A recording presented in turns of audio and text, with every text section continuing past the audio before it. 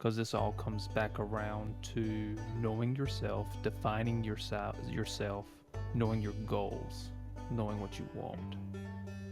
Um, there's a point in the book, and I can't in this chapter, and but he talks about it. If you don't have that, if you're not defining yourself, then you're everything, and you can't be everything.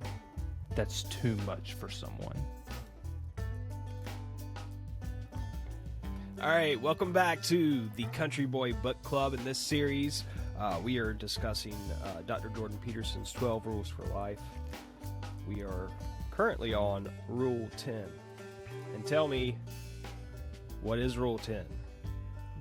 Be precise in your speech. Be precise in your speech, which is chock full of stuff that were kind of like gut checks for me, for sure. You know, like I've never taken a test that, you know, measures stuff like agreeability, which is discussed in this chapter, but I know that I would probably rank fairly high. Higher than I want to, if that makes sense. You know, like I don't want to hurt people's feelings. I can go with the flow, so typically, like, you know, I just won't speak up, and I sweep things under the rug. And that is not necessarily a good thing. We're going to get into that, but one thing that's been bugging me as we get further and further along is, like, to go back to the church. I feel like I'm backsliding a little bit on some of these chapters. And so we've talked about that before, but and we've done this before, but I want to keep doing it. I want to read the rules 1 through 10 up to where we're at now. Rule number 1, stand up straight with your shoulders back. In that chapter, you know, what we cover as a generalization is like, number 1, there's a hierarchy in this life, right? And number 2, you're going to land somewhere in that hierarchy whether you want to or not. And with that said, if you are a healthy person and you're not striving to carve out the best spot for yourself, you're doing yourself a disservice and you're doing us a disservice. And so, like, with some of the perceived decline in society that some of you may have, well, what are you doing about it? You know, are you standing up straight with your shoulders back? Because it goes back to the most, you know, rudimentary things as like, you know, how others perceive you. And so, like, we're taught to not be judgmental, but we just kind of can't help it at a very primal level. And I was thinking about it today. When I was at work, during my morning rounds, I was like that. I had good posture when I was walking around, seeing my patients and everything, and I just had a really really busy morning. But the morning I felt good about myself, and then after lunch, when you know, I was starting to feel run down and stuff, I like stopped and like checked myself, and I could feel that, like, you know, I was tired. I was kind of getting run down. I can't really say that I was like sad or anything, but you know, I was this, and you feel better. You know, it just makes it just as a whole. I'm throwing another thing on that, you know, as far as like correcting your posture and it making you feel better. That's a real thing. One that, you know, I heard recently. I don't know why. I do know why I thought of it, because you were talking about being at work, standing up straight, and you felt better. Here's one. If you're like exercising, which we're going to get into with the next rule, and you're doing something like cardio, if you're in a steady pace that you know you feel pretty good at, here's the thing: take a breath, and then a second breath, and then exhale. That gives you, you know, better stamina, okay? And then, like, let's say you're in a stressful situation, your heart rate's pumping, or like you're a little gassed. The secret that this dude was saying is like, okay, well, breathe in shallow or with less effort than you breathe out. That slows your heart rate down.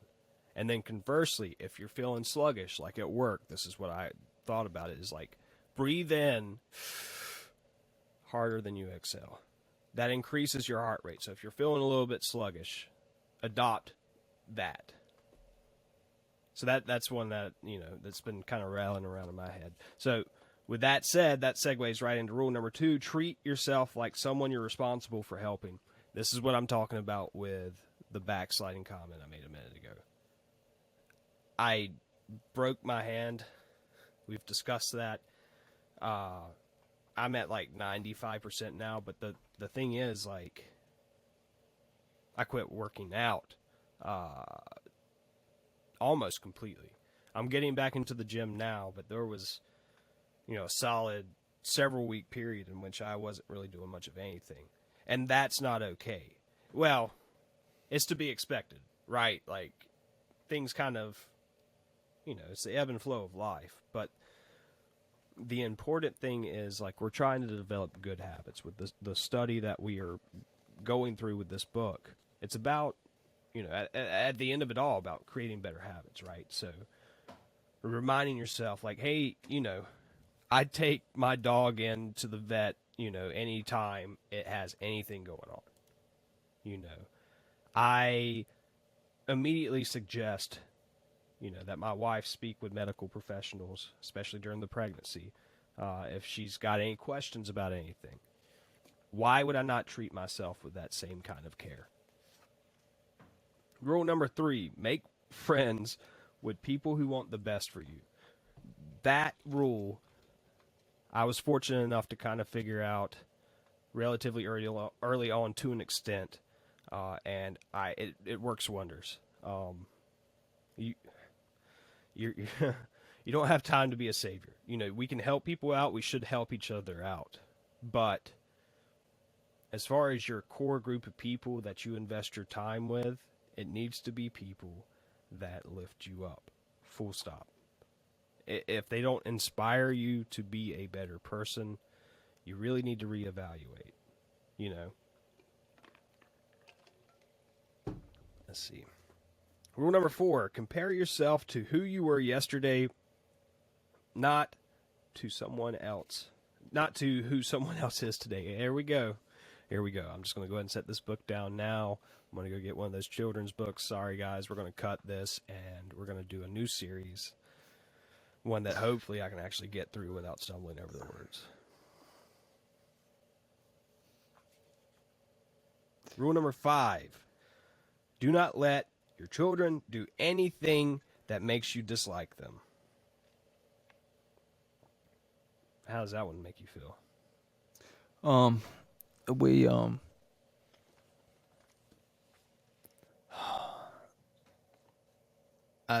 it's hard for me to answer.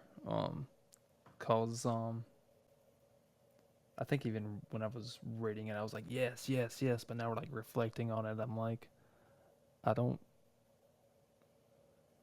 And it really comes down to like the critical thinking skills as an adult on how to discipline your children appropriately, because it's really easy to do one of two things: to either just ignore their behavior, which is bad, or to over discipline them, right? Like either one is very, very easy, and it's very easy to do either one of those, and to sit down and have an actual conversation with your child about what's going on. And so I don't know. Yeah, I hear, and that's one that really concerns me, and that's what I wanted to ask you. I'm interested to hear about how things have gone for you, and your experience as a father, and that's obviously something to take offline more than to have the conversation here, because we're here to talk about this book. But with what you just said, it does remind me of actually a Jordan Peterson video that we may have discussed recently or not, I don't remember, but basically he goes to say, like, listen, or maybe we even discuss it in this book. I don't remember. It's all run together. But he's like, I have more people come through my practice that were not disciplined enough versus the people that came through because they were disciplined too hard. He says, if you have to make a choice, it's better to err on what may feel like being too hard on your kid versus not hard enough. And I can see that. It's astounding to see, like, how many adult children there really are out there. And listen, guys, like, kind of talking about myself, too. You know, it's not black and white. We all have things that we can improve on. I want to be careful with that, because if you're, and I'm not a psychologist by any means, but I would assume, I'm scared to say that word. Anyway, I would think that if you were disciplined too much as a child, and on up into like your, teenager and stuff like that, that you probably wouldn't seek out therapy. Right? Mm-hmm. So I'm not saying that there's not issues there, because you look at the people that try to be like the alpha chads. Right. And I don't know what their upbringing is. I don't care. I wish the best for them. Just be a good person in life. But well, to an extent, you can kind of, if we're talking avatars right now, the alpha chad is the guy in which the parent likely ignored the bad behavior. You know, you can be an alpha. I'm not saying an alpha is a bad thing. And sorry, Chadwick, we're not trying to crap on your name right now. It is what it is, bro. It's not the first time you've heard it. But the thing is, like, it's okay to be an alpha. You know, we need alphas. That's why I specified Chad. And I think of like an alpha Chad as someone who's like, I saw a clip from a podcast the other day, and it was a guy talking about how, and we're kind of getting off the subject of the rules and everything, but whatever. But the guy straight up said that he, if he got married and the woman got pregnant after the baby was born, if she did not lose the baby weight, he would divorce her. Like, that's the kind of people that I'm talking about. Yeah. And there's, I don't know. That's not a good place to be in life. That's all I'm going to want to say about it.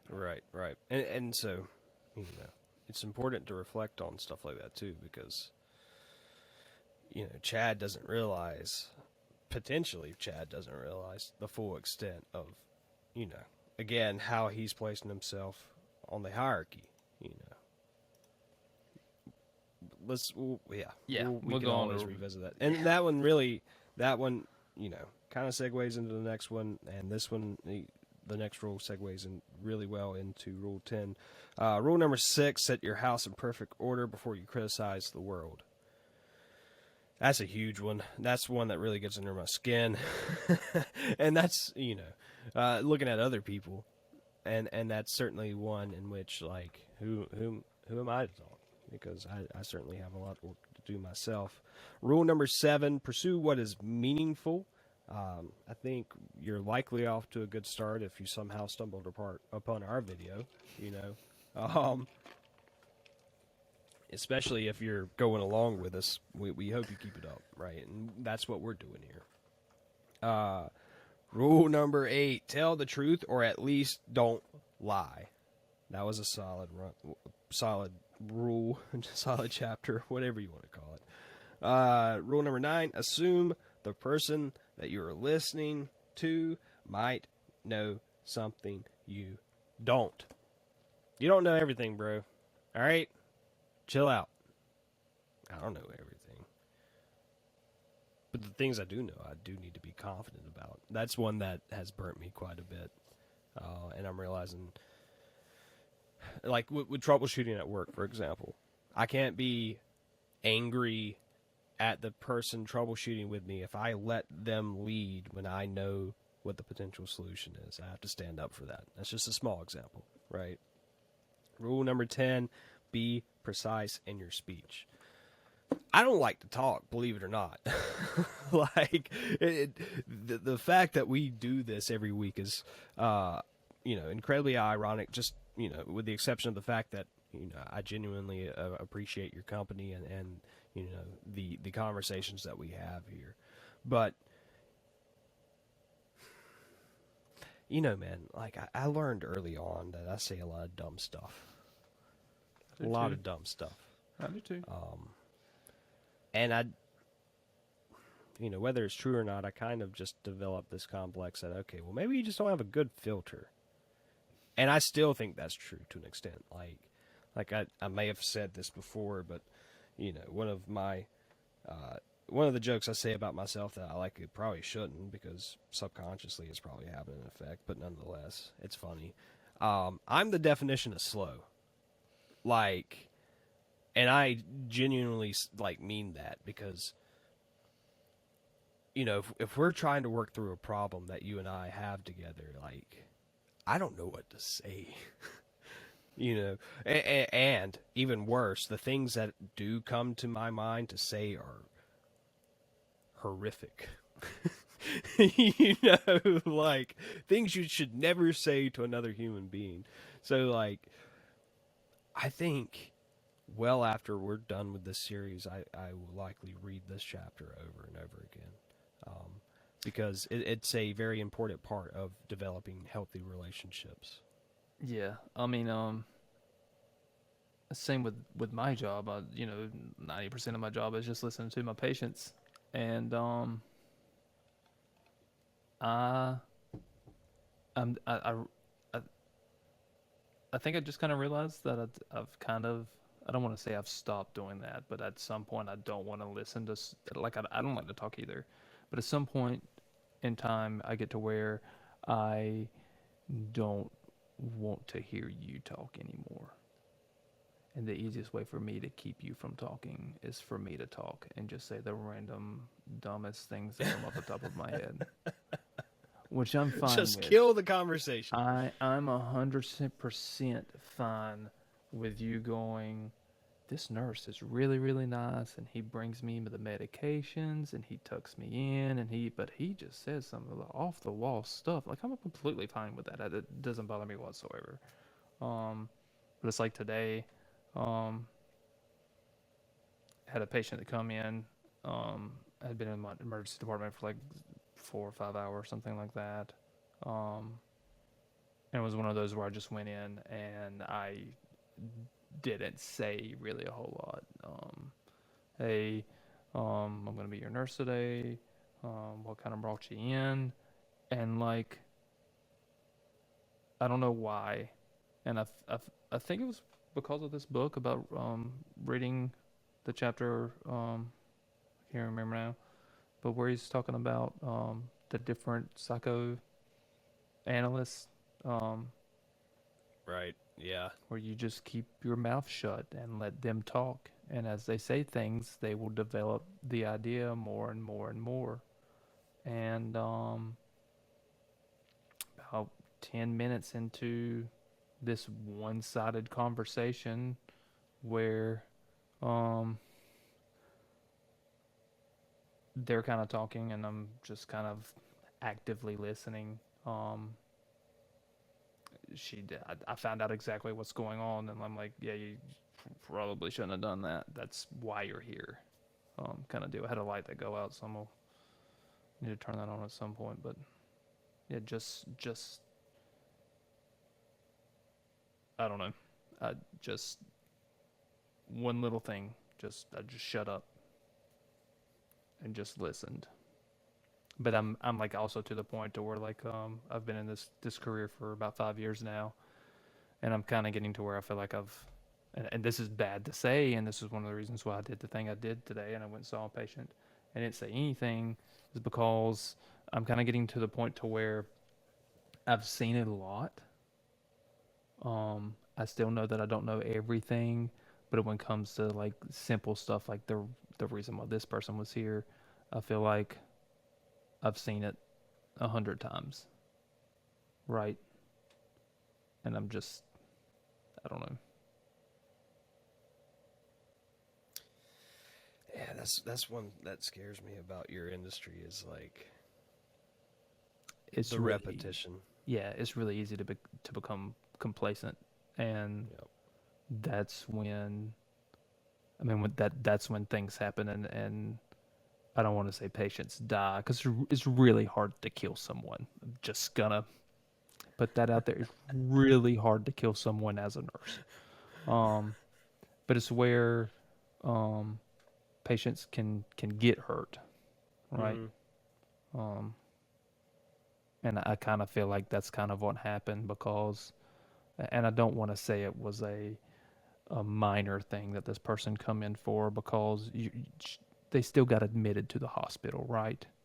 Right. Um, but it was one of those things to where, um, you know, it just kind of got overlooked as, and not saying I'm really not try to be like say anything bad, but I mean, um, it happens in a lot of different professions, but it's one of those things where someone just didn't take the time to let the patient figure out what was going on, Mm. right?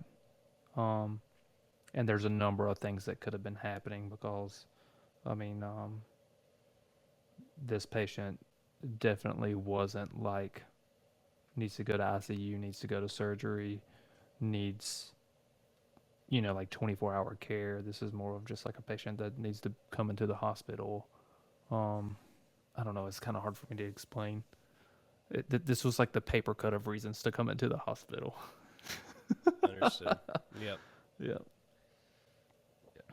I speaking about work, which we talk about quite a bit here, and that's okay. The beginning of this chapter was pretty fun for me because it's something that I've thought about quite a bit before reading this chapter. Just how, you know, I'm looking at this computer screen right now, and in the grand scheme of things, it just looks like a screen with a keyboard attached to it. But when you really stop and think about all the or individual components, probably thousands of components that are in this thing, like there's a massive network that has to work together for anything to work. Like especially what we're doing right now, even down to the electrical grid. And you think about like the electrical grid, like our electrical grid is literally one of the biggest machines in the world. Have you ever stopped and thought about that? Like when you flip that light switch to turn the lights on, you're operating a piece of one of the world's biggest machines. And that is like, I don't know, man. That's one I geek out on, and it just made me kind of excited to know that you had to geek out on it too, just like where my brain goes, understanding how all that stuff works together. Um, but really, what the reason why I brought that up is like, what's kind of an analogy, right? Like your laptop is an extension of this larger machine. Your computer doesn't work very well without the internet nowadays, and the internet is a very complex machine. And just like that, we are an extension of our network, which is, our family, our colleagues at work, all these different things. And, we have to interact with those other aspects of our machine, if you will. He spends quite a bit of time on vehicles in this chapter, and you think about like, well, you don't think about it, right? Like 99% of the time, you aren't thinking about the serpentine belt that are spinning all the different components that are needed to run the vehicle, from the alternator to, if you live in the South like us, your air compressor is a pretty important one. Like you don't think about that stuff, right? And so you don't even notice it until it breaks down. And that's just like our lives. If you have deferred maintenance in your life, you might be so ignorant, Chad, to not even notice the problem before it's too late, and now your wife has left you because you were a douchebag one too many times, and she can't take it anymore, Chad. I'm sorry, Chad. I can't keep using your name. Yes, I can. Yeah. You know what, Yeah, you Chad? can We'll hang talk with that. after this. All right. The vehicles thing, that was like my truck is totally an extension of me.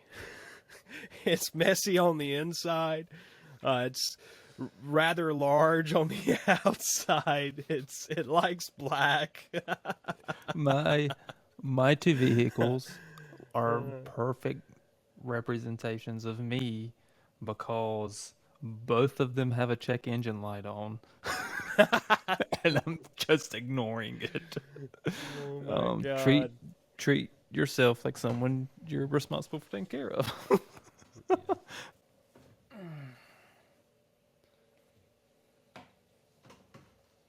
But yeah, he when he was talking about the computer, I like the little analogy that he did where he was talking about on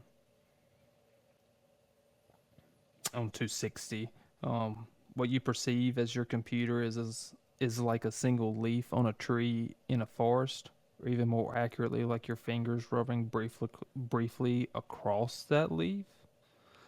Um, I need to read some more, and I'm gonna get to the important part. Um, your computer cannot continue to exist in the absence of the tree. Mm, And I was thinking about that because I don't think about like any. I think this is what he's kind of say. What we're seeing as our computer, we don't even look at the computer, right? We're looking at the information that's on the screen. right. And because you were just talking about the biggest machine, huge machines, Mm-hmm. and you were talking about the electricity grid, and you think about like a power plant, or like the 250 300 acre solar farm. I can imagine, 1,000. yeah, I can imagine how many houses, businesses, that's providing power to. But then just think about the internet because it connects the entire world, right? Yep. Yep. Minus third world countries where you know they're not they're not privileged. Well, hey, no, we've got Starlink now, buddy. Yeah, but can they afford it? That's a fair point. That's a fair point. Well, the cartels in their area allow them to Mm. you know Hmm. um and that was the other thing too. Because I kept thinking about it. You how we perceive things, right? Like Right. what's and correct me because I'm trying not to read directly out of the book for whatever reason. Um, Probably because I'm tired. But it was the thing that were like you stop seeing the car as the thing that gets you from point A to point B the second that it breaks down, right? Yep. Yeah. What he's talking about there is like, we don't see things and then apply meaning to them. We interpret the meaning instantaneously when we see a thing. So when we see our truck, we don't think object that gets me from point A to point B. We get in the truck and we go. It isn't until that vehicle breaks down that we actually perceive it for what it actually is. What he's getting at there is like we live in a very complex world, but our little pea brains simplify things so we can handle it, you know, and that isn't always a good thing. We again can't have deferred maintenance when it comes to the relationships we have in our life, and a part of that is speaking precisely, because this deferred maintenance, your coworker that you desperately need because they know what's up, is going to leave that job one day because you weren't pulling your weight in some way like the way they needed you to. It might not be you, but it might be another coworker. And the bottom line is you got to speak precisely to work through that. In your relationship, man, like some of these relationships that goes south, like beautiful relationships, if you would take the time to, you know, identify the problem. That's a good one. I don't know. I don't remember. This is further on in the chapter, but Yeah. success. You've in order to be successful, you've got to, you've got to define what success is and what failure is. That's a part of speaking precisely. Is okay. Identify the problem. Okay, and what does it look like if we work through this problem in a successful manner? What does it look like if we fail? That's huge, man. That's gold. And again, like maybe you know that, but it's one of those Peterson perspectives that just kind of reinvigorates. Right, and he, if I remember correctly, um, right before that, he talks about, you know, knowing or how to get to your what you want, basically, how to get to your Mm-hmm. goals, and part of Right. that is knowing yourself, and Yeah. that's a big thing for me is really knowing myself, because as I was reading um, this chapter, um, kind of hit me hard, um, because I've been struggling, just kind of telling. Yeah, I'll get into it. Just kind of telling my wife what I need in life right now, Mm-hmm. right? And it's one of those things to where he explained it almost perfectly in this, and it's knowing yourself, knowing your goals, knowing the exact thing that you want, and then precise in your speech. This is what I need. This is what I need fixed. This is what I need. I need you to hug me more throughout the day. I need you to hug me less. I don't know, just things, but just talking in general. Um, because that's me. I don't like to talk. Just like you said, you don't like to talk. I feel like um people should just have telepathy. And Uh, if I'm walking around and I'm yeah. mad, you should be able to tell what Just I'm mad about. I mean, that's just me. I know the world doesn't work that way, but when I'm in those, or just leave me alone until I process this anger. At least that. leave the kids inside the house while I'm working on the tractor, because I'm gonna have to Mm. crank it up, and then I can't crank it up because they're anyway. But All right. You made me think of something that I think is going to be a good conversation point for the boys. Being precise in our speech, saying what we need in a relationship. What I want to know is it applicable to us, considering we both have pregnant wives right now? Do we just like pause on this chapter and just go, whatever, love, I will do whatever it is to just try to keep you at least neutral to happy, somewhere in that range? Or do you continue to work through being precise and saying, hey, love, I know we're in the third trimester and things are a little crazy right now, but I need you to breathe through it just for a moment so your blood pressure can go down? Can you say stuff like that? I don't think you can. I think we have to pick this chapter up here in a few months. As far as, no, I'm kidding. There's certainly a way to, like, continue to have a healthy relationship. But yeah, and I think, I'm awful at that. Because the second you said I don't think you can, mm, I I do. Like I don't. well, that's one that I've wondered about. Because like I don't talk, don't have a lot of time to hang out with people. Like I'm genuinely curious about how does the dynamic work with your pregnant wife? You know. And I think it's one of those things too.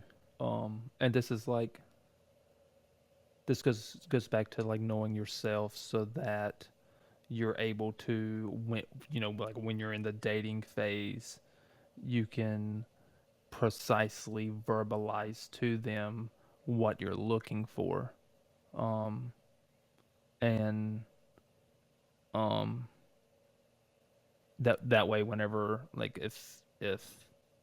if I were to sit down with my wife right now and be like, listen, I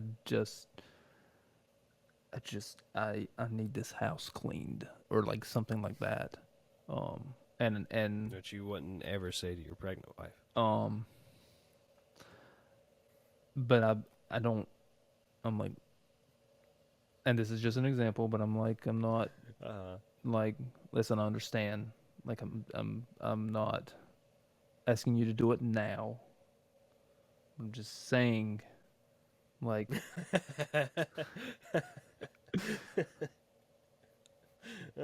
when the trash can's right there and you put the paper towels directly above it, yeah. you could just it's 6 inches, Yeah. 6 inches. Mhm. The aluminum cans that are draining in the sink, the recycling cans right next to it. It's 12 inches. Right, right. And like not being, you and I think it cuz I don't think it's necessarily, um just about your wife being pregnant. I think it's just knowing your partner, right? Mm, sure, And yeah. and because my wife is strong as an ox. She I mean, she's married to me. She puts up with my crap. So, um, I feel like that's a dangerous one in itself because we both have strong wives, but they're growing another human, which is arguably one of the hardest things to do as a human. Now, don't get me wrong. I'm not even going to go there. I'm not going to go there. That we know that it's taxing. yeah, So with that said, my expectations of my wife to be able to handle stuff because she has helped set those expectations. It's there's also I the have to be careful, in maintaining the same expectations I would as if she wasn't pregnant. there's also the side that like no one's, and I don't know the statistics off the top of my head, but I'm pretty sure this would be accurate. Um, I might be just pulling this number at the top of my head, but I'm pretty sure, and no one is above the statistics, right? You're not, but I'm in my life right now. I can say without a shadow of a doubt, if anyone were to kill me, it would be my wife. Yeah. And like you'll understand whenever you're married, but like I'm not worried about my mom killing me. I'm not worried about my dad killing me. I'm not worried about any of my in-laws. I'm not worried about people at work. I'm not worried about the patients. I'm not worried about the people that I made mad today. Uh-huh. But if I did two or three things, like major things wrong in my life right now, my wife 100% would have the capacity to end me, right? Like, Yeah. and and Yep. and you kind of, when sit down. I really need you to wash the dishes this week. I'll help you. See, give and take. But I don't know. No, that's a good one. That's a good one. Yeah. Yeah. I that's a touchy subject. Yeah, of course, and you know, just anytime. I mean, because you brought this up, but I mean, at the same time, anytime you go and because we get into this chapter too about just going and having these conversations with your significant other, um, and it's one of those things to where I sit down and I make sure, and she does the same thing for me. We make sure that we understand, the other understands where we're coming from. Mm-hmm. Even before we were pregnant, because like you're 100% right. Since she's been pregnant, I've kept my mouth shut about it, just about everything. Um, but it's sitting down and say, hey, I love you, right? Mm. Like, understand that. Like, this is for us.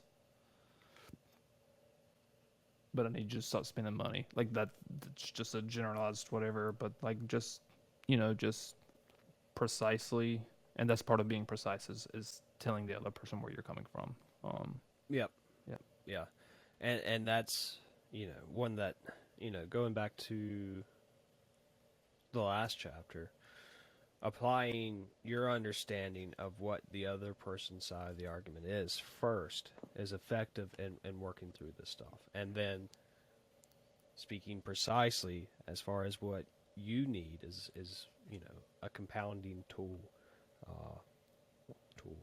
Speaking of tools and being extensions of ourselves, I've got. Don't you do that?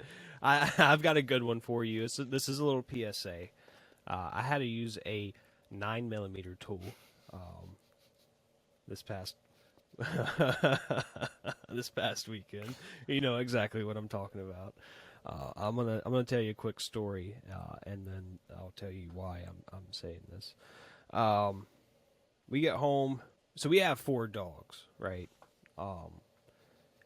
They're a big part of our lives, and like we've got routines that we stick to. One of those routines is, considering we live on the water, we've got a lot of wildlife here, and if you're gonna let the dogs out, especially at night, you need to check the yard before you let the dogs out, because dogs are dumb.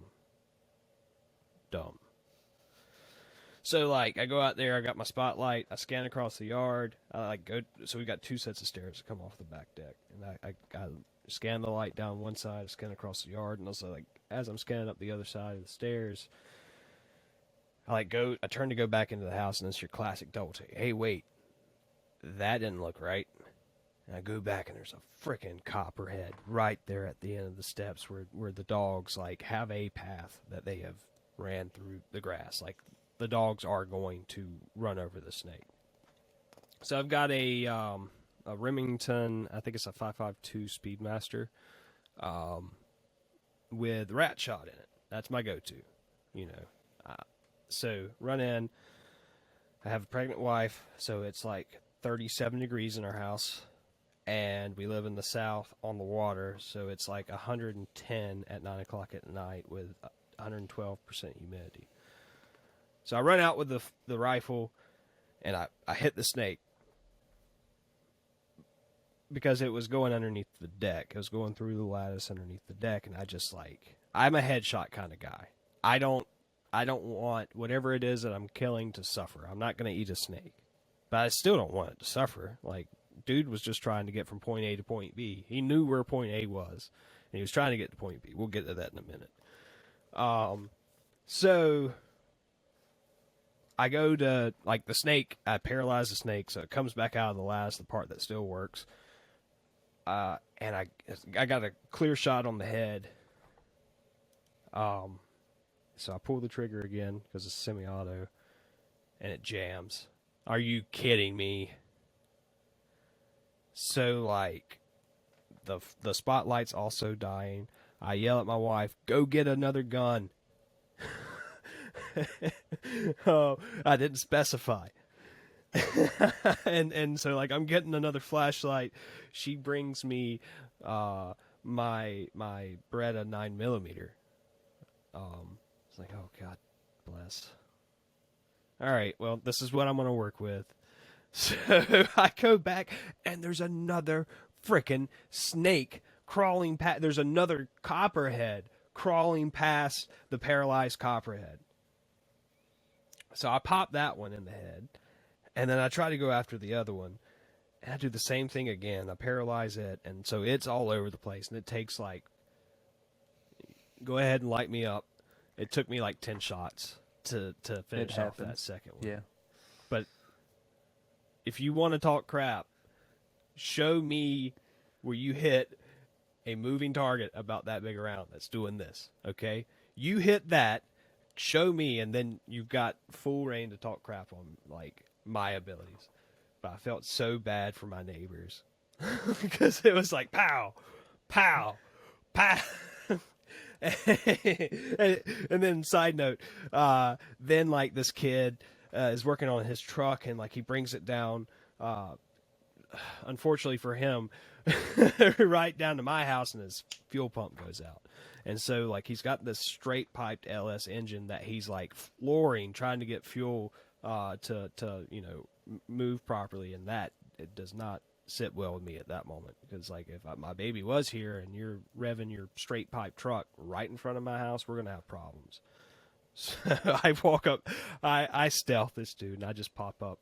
In hindsight, it probably wasn't the brightest thing I've done, but like sweaty dude, just like visibly angry with a shovel in his head, just pops up in your window. It's like, what are you doing? I scared the crap out of that kid. The PSA part of this is, guys, you never know. And if you have dogs or kids or anything like that, check your surroundings, especially at night, okay? Because that's like, copperheads are most active at night. So, I used my tool. I used the extension of myself, and I used it poorly. Yeah, I did all right. I feel like I felt pretty good. Like when it finally made contact with the head, I was like, all right. At least that's. I just want to say, because like you sent me like the picture, right? And I hadn't heard the story yet, and I'm so slow tonight that all I've been able to think about is every time someone says tool, because that's whenever I think of tool, I think of a ratchet, Mm-hmm. and then an extension on a ratchet, and then a Right. 9 millimeter, and that's all I could think Mm-hmm. about. And then whenever you pointed out that like I should know, then that's whenever like the 9 millimeter like tool, like the innuendo, and then that's why I was laughing so hard, because it finally hit me that like, oh, he's talking about the copperheads. Yeah. Yeah. But I It's mean, he my wife brought the hollow points out. Even like I wasted expensive ammo on two freaking snakes. so so that's one of the things. Just don't buy the cheapest of the cheap. Make sure it runs through your gun. But I've been in this situation to where you know walking through the woods for whatever reason and having my pistol on me, and then it's like dad or the friend that I'm with, like we're in the middle of nowhere and we're just like, hey, let's see who can you know shoot this pine cone with our pistols. And then I'm like, I don't want to do that because I have my really expensive hollow point bullets in my right. So don't be that guy either. Yeah, yeah. That's I think I stacked my magazines backwards. I ran out of 9 millimeter hollow points. Like after that event, I went, oh well, I haven't recharged any magazines in a minute, so I should just sit down and make sure they're all ready to go. And then I realized, oh, I don't have nearly as many hollow points as I used to. So I stacked, my cheap bullets down in the magazine with the hollow points up top, because my Yeah. thought process was, well, if I'm breaking this sucker out, it's not just to play. I want those hollow points coming out first to try to minimize the problem as soon as possible. But in hindsight, maybe I should have stacked it the other way. Maybe I should have put the cheap bullets up top, because then, like, I can just pop it off if I want to do some target practice, or if the cheap bullets don't take care of it, at least the hollow points are coming up next. Well, I don't want to get too much into this, but the whole um it's not the whole reason.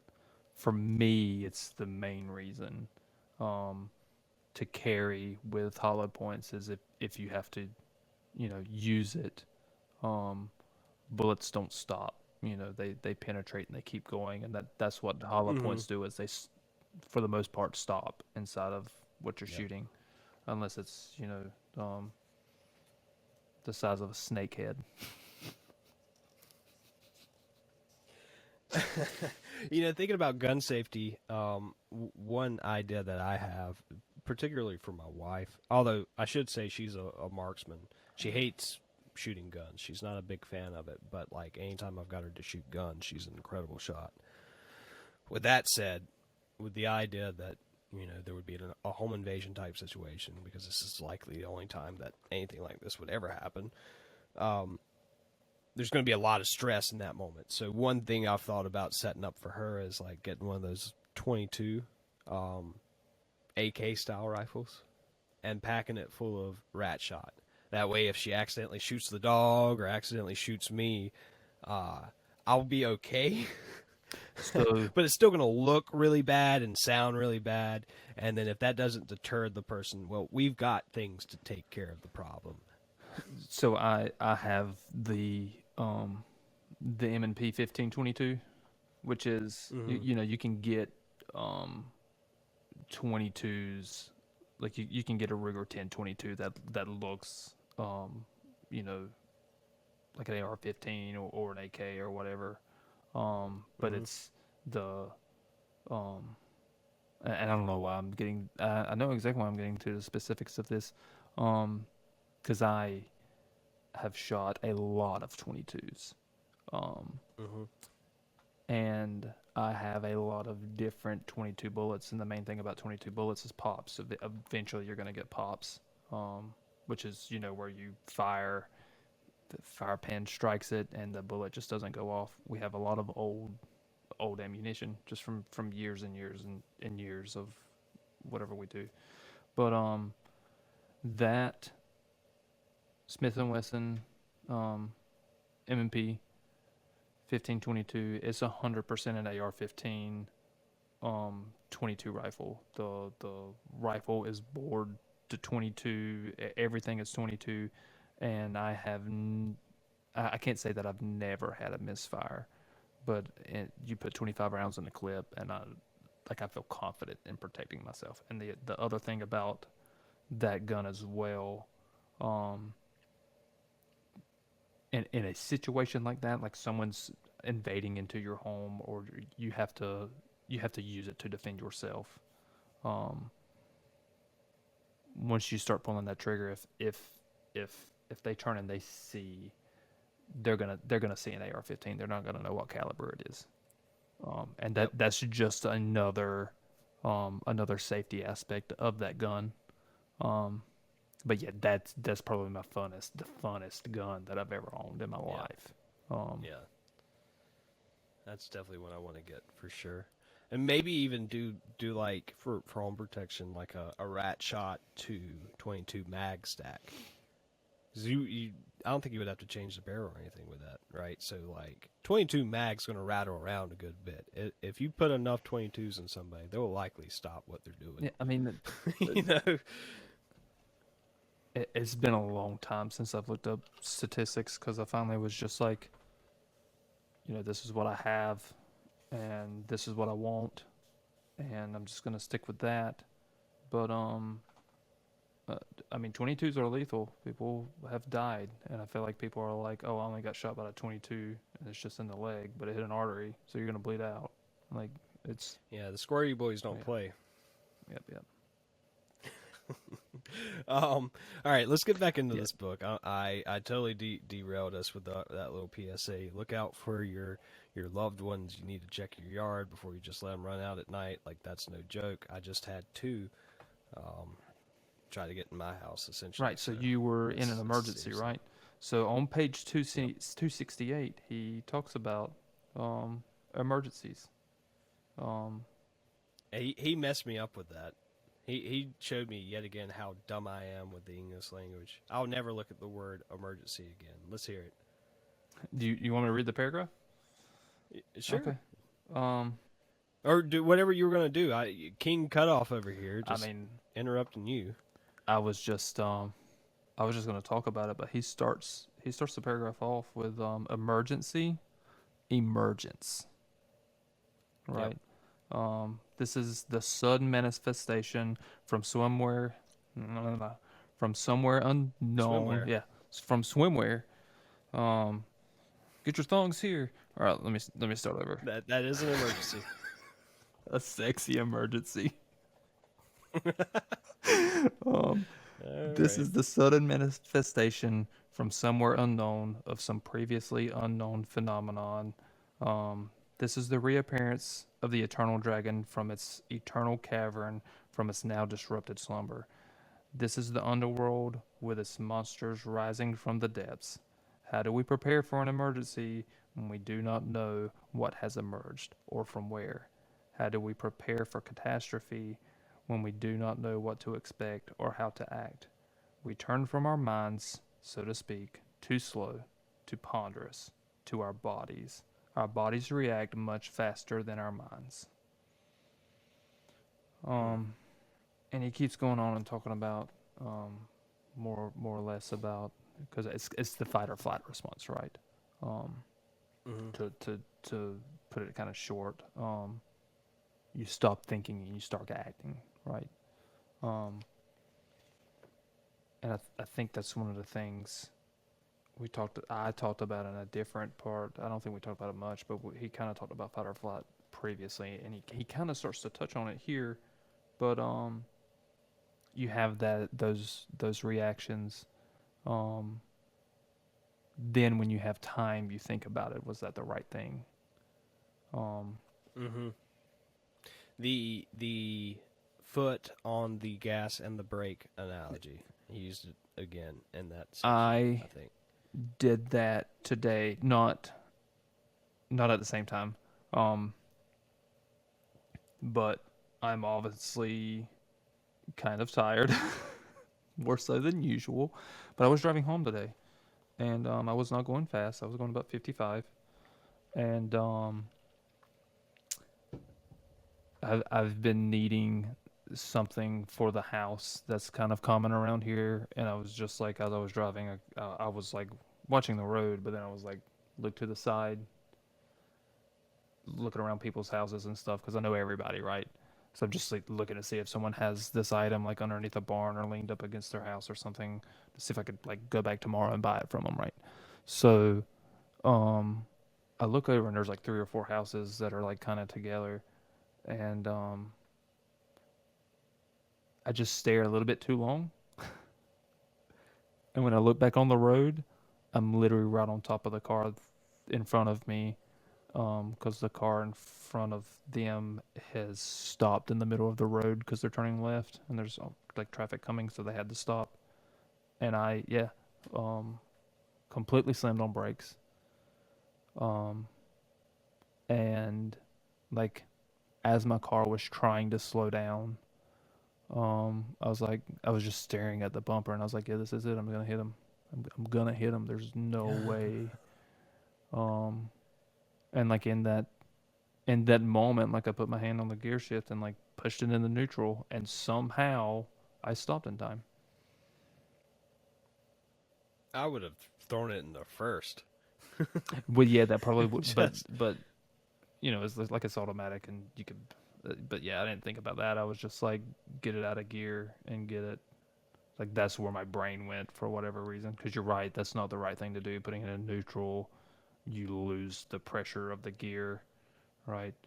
But somehow I stopped in time, and like my car did the whole like the tires locked up right when I pressed the brake and went, hmm and then it was just that of the brakes, ABS. yeah, Yeah. like trying to do something. But yeah, I had Yep. that today. Um, That's a fun one. yeah, I if you're tailgating me, that is one I try to not do, but and I I will wasn't. downshift on you real hard in a second. Just to like remind you that you don't always know what's going to happen in front of Yeah, you. and I wasn't tailgating It, because I knew my state of mind that I was dazing out. Right. yep, Um, yep.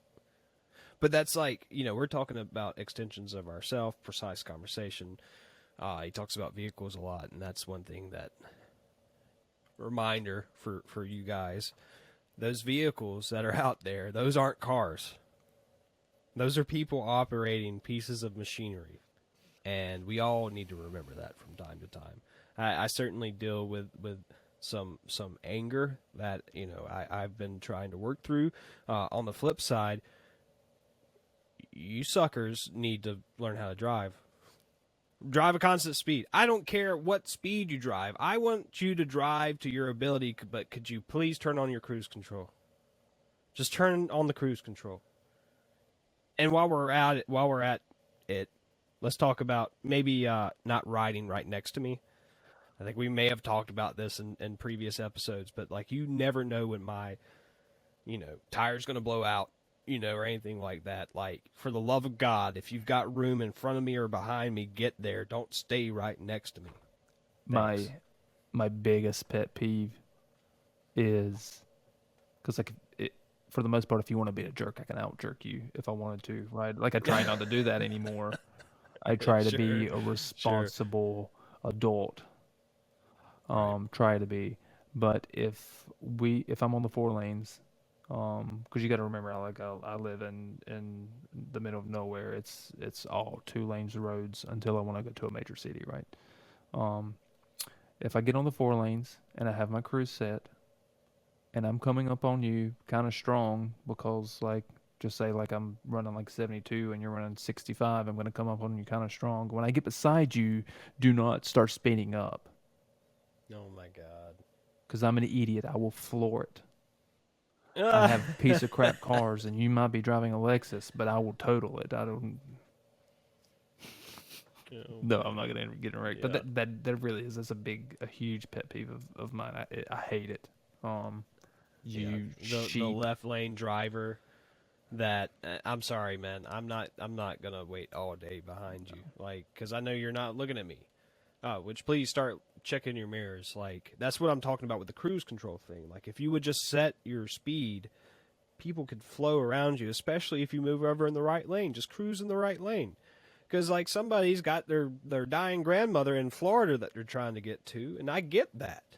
You know, I don't want to get in that person's way, and neither should you. I get that you're going the speed limit or over the speed limit. What do you want me to do? I get that argument, but it still doesn't change the fact of what I was initially saying, which these cars aren't cars, or people operating machinery, and people have stuff going on. Move over.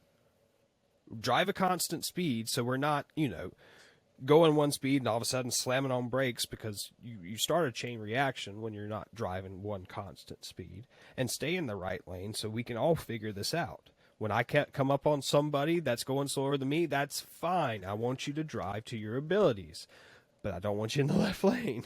And I don't want you speeding up when I go to pass you. Let's just keep this thing moving. All right, I'm stepping off the soapbox. Please be smart behind the wheel. Um, there getting back to like deferred maintenance, he Peterson, always has great quotes or little anecdotal stories, or you know, he gives us a lot of little treats. And one that he gave us in this chapter was a short story called "No Such Thing as a Dragon" by Jack Kent.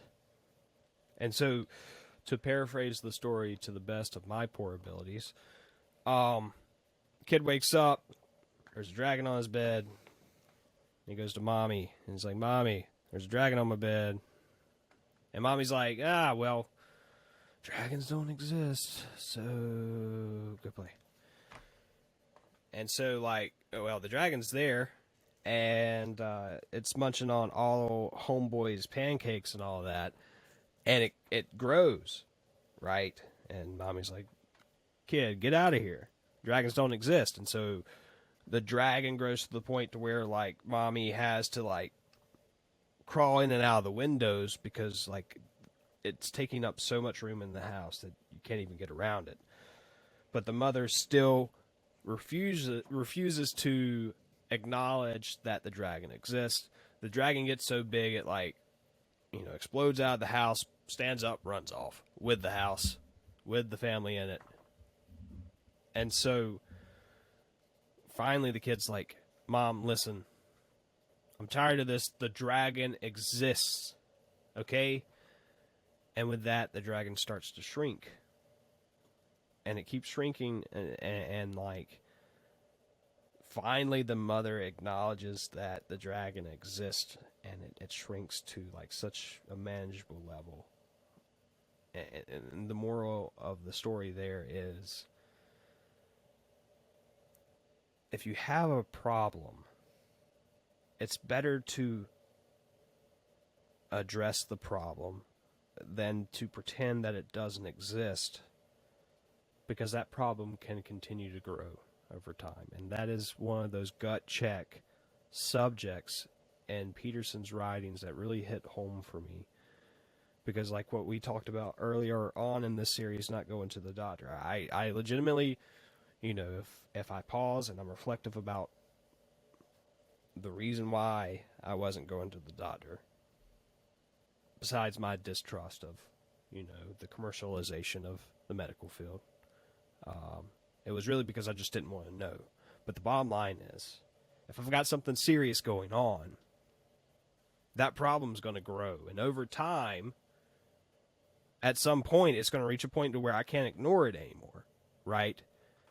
And with these type of problems, with modern medicine, it's much better to address the problem early than it is to try to tackle it once it becomes a debilitating problem. And with that goes everything else. When it comes to like your relationship with your girlfriend and your wife, you need to speak precisely, especially if it's your girlfriend, because we got a finite amount of time. All right, so be precise, and if y'all can't work it out, that's great. Move on. But when it comes to your significant other that you are married to, you have made an oath. Another gut check. If you're having problems in your marriage, like, you can't just be selfish in that, right? Like, you took an oath to, as Jordan Peterson put it, be one of the cats in the barrel. You've got to like stick it out, basically. And part of that is difficult conversations. And it's better to have them early than later, because you again, you took this oath, and like with situations like we're in, we took this oath to a person that we're now going to raise children with. It's no longer about me anymore. It's about us, our family. Yeah, I feel like I'm sorry, there's like four things going through my mind right now, but it's going back. There's building blocks, right? And it kind of this is kind of like everything's been building up to so far. Um, it's should you going back to mine and your situation? Do you go to your wife about things right now while she's pregnant? Yes, 100%. All jokes aside, you find the right way, the right time to address things Mm. that are gonna become a dragon. Because this all comes back around to knowing yourself, defining yourself, knowing your goals, knowing what you want. Um, there's a point in the book, and I can't in this chapter, and but he talks about if you don't have that, if you're not defining yourself, then you're everything, and you Yeah. can't be everything. That's too much for someone, right? So, you know, once you you can just you can simplify it. You can say I don't know what I am, but I know what I'm not. I'm not a bully, just in general. Mm-hmm. Um, and but then once you start to define that, um, it comes to a point to where you start, and this goes back to the building blocks, the different chapters, knowing yourself, and then being able to stand up for what you know, for what you believe, um, and then being precise in your speech, um, knowing exactly the issue that is bothering you that can be fixed, or not necessarily can be fixed, but to bring it up so that um, I think the point of the story of the dragon is just to acknowledge the issue, right? Mm-hmm. Um, Yep. That's but step one. once you realize that it exists, Yep. you can start working on it. Um, Yep. have to start Yep, working on. and you don't have to you don't have to work on things by yourself. I mean, you just touched on so much there. Number one, like I was talking about a minute ago, point A, point B. You can't get to the resolution. You can't get to point B unless you know where point A is. And, like in our surfing video, I talk about being on the water. And I talk about, taking time to, kind of clear your head, reset. Another part of being on the water is it can be time to be quiet and reflect, which I can't stress to you all enough is super important, because it's in those moments where you can determine where point A is, and then you were talking about speaking precisely. One that I'm very guilty of is being perhaps a little vague in conversations. Oh, whatever is good with you, type stuff, and that doesn't do me any service. That is how resentment is built on my side of things, which resentment is never good in any kind of relationship. And then one last thing that you touched on was, another gut check, which is choosing the correct words. When we started this, we talked about how we don't really like to talk, and maybe that's good because it can, developing better habits is about small changes, and so in those quiet moments, searching for the correct words. No, I can't say that. That is incredibly harsh. Okay, well, what can I say? How can I precisely communicate how I feel and what I need? Or, like he says, it's better to say that I'm unhappy versus I have the right to be unhappy. Listen, bro, you're not perfect. You haven't met the perfect person, because that perfect person would run away from you so fast in horror, it would be comical. The person you deserve is just as imperfect as you are.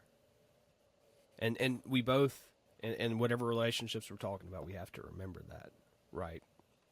And so, in your imperfection, you have to have some understanding of what the other person's going through. And, on the flip side of that, well, you do deserve certain things, but you have to speak precisely about what those things are, because that person on the other end of the conversation is not perfect either. And if you truly want to get to a resolution, you've got to practice patience and precision. That's it. That's the chapter.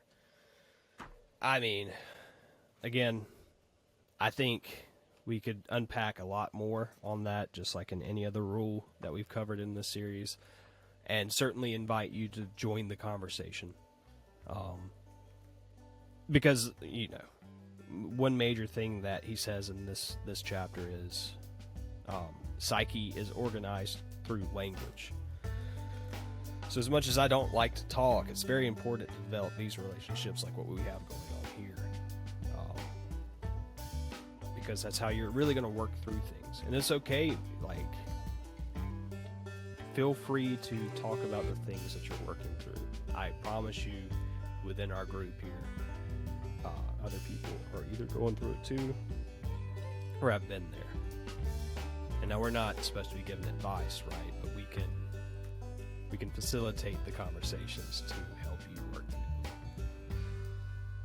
So I don't know if you have anything left for rule number 10, speaking precisely, but that's about all I got. I will see you on the interwebs, and we will continue the conversation there, unless you have anything else you want to bring to the table before we call it a night.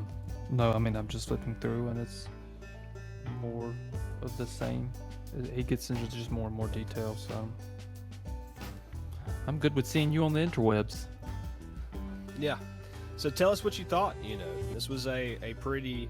They're all important rules for those that are developing relationships out there. This is a very important rule. So definitely interested to hear what you got out of it. Let us know, and we will see you on the next one. See ya.